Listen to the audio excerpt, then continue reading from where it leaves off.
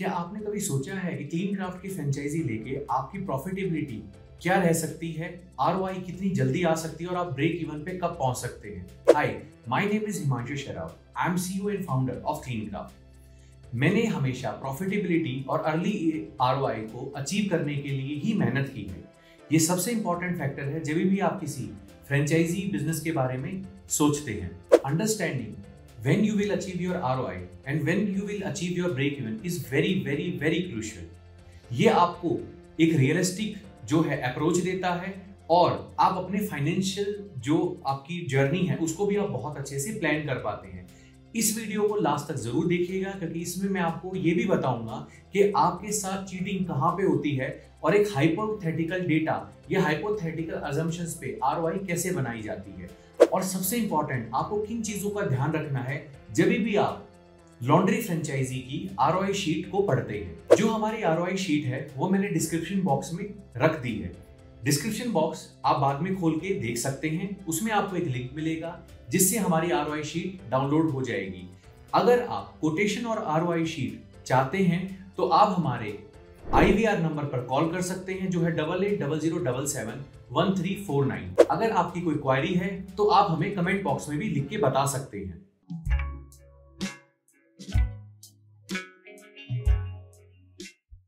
तो चलिए समझते हैं कि ROI शीट में कौन कौन से पार्ट होते हैं और क्या क्या चीज का ध्यान रखना होता है।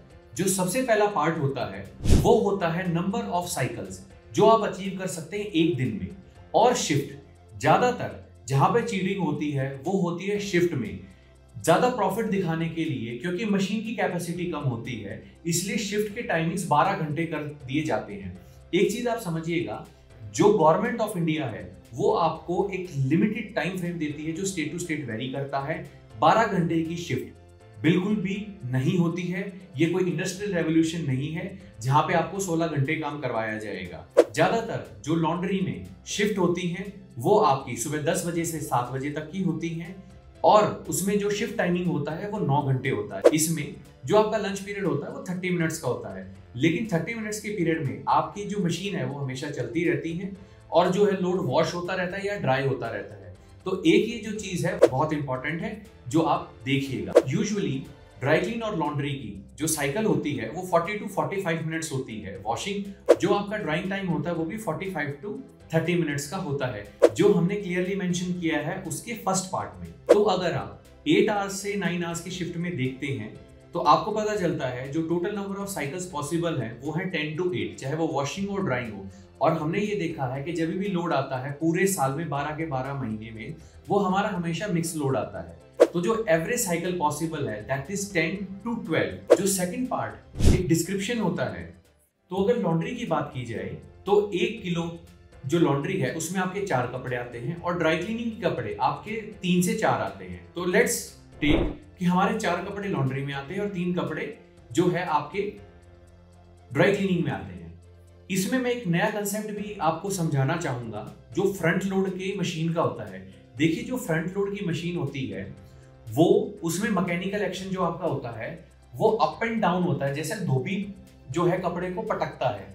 अगर इस पूरे 360 डिग्री का जो ये सर्कल है इसमें जो आपके व्हाइट कट के रिब्स लगे होते हैं तो उसमें 3 रिब्स होते हैं। अगर आप 360 डिग्री को डिवाइडेड बाय 3 करेंगे तो आपका आएगा 120। मतलब एक साइकिल कंप्लीट होने के लिए 3 बार वो रिब्स जो है कपड़े को उठाएंगी और नीचे की तरफ पटकेंगी। मतलब हर 120 डिग्री के बाद कपड़ा पटका जाएगा। तो जब ये पूरा एक सर्कल कंप्लीट होगा तो जो आपकी पटक है अगर आपने इसको 100% भर दिया तो 100% भरने के बाद आपका जो मैकेनिकल एक्शन है वो होगा ही नहीं और रीवॉश के चांसेस आएंगे। यहाँ पे भी जो है एक अजम्पशन जो है बना दी जाती है कि 10 किलो की मशीन 10 किलो की ही मशीन होती है। और मैंने मशीन्स वाली वीडियो में बहुत अच्छे से एक्सप्लेन किया है कि जो आपकी 10 किलो की मशीन होती है एक्चुअली वो 7.5 से 8 किलो की मशीन होती है।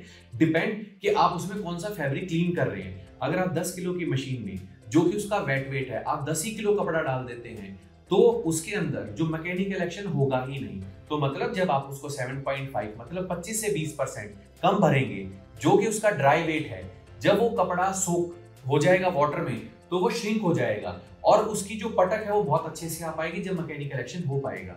तो एक्चुअल कैपेसिटी और जो आपकी क्लीनिंग कैपेसिटी है वो हमेशा डिफरेंट होती है। तो ये चीज भी आप जरूर नोट कर लीजिए। अब जो हमारा थर्ड पार्ट है उसको एक्सप्लेन करने से पहले मैं आपको एक चीज बताना चाहूंगा कि जब भी हम कैलकुलेशंस करते हैं तो किसी भी मशीन के 100% पे करते हैं।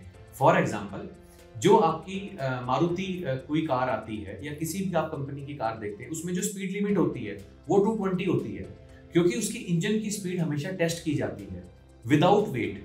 जो एक्चुअल आपकी स्पीड आती है वो आपकी 120 130 तक जाती है। तो वैसे ही जब भी हम किसी भी स्टोर का एक्चुअल कैपेसिटी कैलकुलेट करते हैं तो उसकी हम 100% कैपेसिटी कैलकुलेट करते हैं, ताकि जो भी आपके अजम्पशंस हैं या जो एरर्स हैं वो कम से कम हो सके, और जो प्लस माइनस एरर रहे वो कभी भी 2% से ज्यादा ना जाए। मान लीजिए कि अगर आपको 10 रुपए का फायदा होने वाला है, तो जब आप एक्चुअल कैपेसिटी पे आएंगे तो आपको पता चलेगा कि वो प्लस माइनस 2 रुपीज है, मतलब वो 10 से 11 भी हो सकती है, 12 भी हो सकती है, और वो 8 रुपए तक भी जा सकती है। लेकिन वो ये नहीं हो सकता कि जब आप पूरी प्रॉपर कैलकुलेशन करते हैं तो 10 रुपए का जो आपका प्रॉफिट है वो घट के 1 रुपए आ जाए। तो इसलिए हम 100% पे कैलकुलेट करते हैं। तो जो आपका थर्ड पार्ट है वो है आपकी कैलकुलेशन। इस कैलकुलेशन में दो आपके कॉस्ट हमेशा दिखाए जाते हैं, एक फिक्स एक्सपेंस और एक वेरिएबल एक्सपेंस। फिक्स एक्सपेंस वो एक्सपेंस होते हैं जो आपको देने ही पड़ते हैं, जैसे आपका रेंट, और सेकंड जो है आपके लड़कों की सैलरी। जो उसके बाद के आपके वेरिएबल कॉस्ट होते हैं उसमें आती है आपका वाटर, आपका इलेक्ट्रिसिटी, आपका केमिकल। तो आप एक चीज समझिए, और कंज्यूमेबल मटेरियल ऑब्वियसली। तो इसमें क्या है कि जितना आपका काम आएगा वो पैसा उतना ही खर्च होगा, तो उसको हम कभी भी कैलकुलेट नहीं करते हैं। तो जितना भी आपका काम आएगा उतना ही आपका पैसा लगेगा। तो जब आप लास्ट की लाइन देखेंगे तो उसमें टोटल रेवेन्यू और टोटल प्रॉफिट भी हमने आपको बताया हुआ है। इसमें जो अगला पार्ट है वो है आपका रेवेन्यू का। जो आपका एक्चुअल रेवेन्यू आता है 100% पे, उसको हम 20, 35 और 50 पे कैलकुलेट करते हैं। जब भी आप ROI शीट कैलकुलेट करें तो ये देख लीजिएगा कि 20, 30, 60 पे भी हो सकती है, 20, 35, 50 पे भी हो सकती है, और 55 पे भी वो चीज हो सकती है। अगर किसी ने मशीनरी में इशू किया है, अगर एक्चुअल कैपेसिटी में किसी ने किया है, तो जो परसेंटेज है वो हमेशा आपको बढ़ा के बताएगा। तो आप किसी CA के साथ बैठिएगा या जिन्होंने MBA किया हुआ है और आप इस शीट को रखिएगा, तो वो आपको बताएगा कि ये कोई हाइपोथेटिकल अजम्पशन से बनाई हुई ROI शीट नहीं है, ये एक्चुअल डेटा पे है। तो उस पे हमने आपको प्रॉफिट और ROI कैलकुलेट किया हुआ है। जो लास्ट पार्ट है विच इज वेरी इंपॉर्टेंट, जो एक्चुअली आपको देखना है और समझना है, वो है इसकी समरी।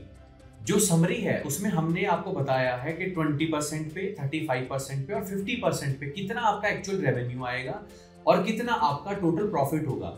एक चीज मैं यहाँ पे और भी बता दूं कि ग्रॉस मार्जिन्स बिल्कुल अलग होते हैं, प्रॉफिट अलग होता है, रेवेन्यू अलग होता है। रेवेन्यू का मतलब होता है कि साल में आपने टर्नओवर कितना किया हुआ है। प्रॉफिट मार्जिन्स का मतलब होता है कि एक कपड़ा ऑन एन एवरेज अगर आप प्रोसेस करते हो तो उसमें आपको कितने पैसे की बचत आती है। प्रॉफिट जो होता है आपका वो होता है कि कितना आप अपने घर पे ले जा सकते हो आफ्टर टैक्स। और एक और चीज होती है जिसको हम पैट बोलते हैं, प्रॉफिट आफ्टर टैक्स। अगर आप टैक्सेबल इनकम में आते हैं, आपकी इनकम जो है, साल का रेवेन्यू 50 लाख 60 लाख रुपीस तक जाता है साल का रेवेन्यू, तो आपको जो है टैक्सेस वगैरह पे करने होते हैं, वो होता है पैट, प्रॉफिट आफ्टर टैक्स। तो वो चीजें अलग होती हैं, तो उसके बारे में जो है हम एक अलग वीडियो में डिस्कस करेंगे। लेकिन जो आपका मेन रेवेन्यू है वो मैंने आपको कंप्लीटली इसमें बताया हुआ है। तो अब आप अपने आप को इमेजिन कर सकते हैं कि एक डिटेल्ड ROI शीट समझने के बाद आप फाइनेंशियल प्लानिंग इजीली कर सकते हैं।